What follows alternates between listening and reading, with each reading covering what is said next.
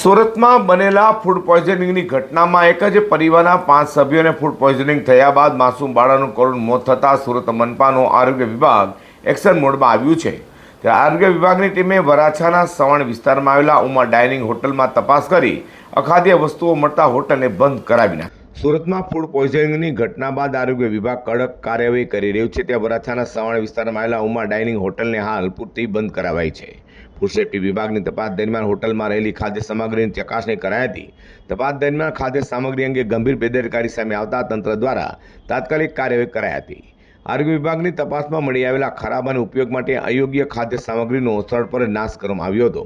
ત્યારબાદ આરોગ્ય વિભાગ દ્વારા ઉમા ડાઇનિંગ હોટલને બંધ કરાવી દઈ સમગ્ર મામલે આગળની તપાસ હાથ ધરી છે. ફૂડ સેફ્ટીને લઈને સુરત મનપાના આરોગ્ય વિભાગ દ્વારા શહેરની હોટલો અને રેસ્ટોરન્ટ સામે શરૂ કરેલી કાર્યવાહીમાં વધુ કડક કરાઈ છે.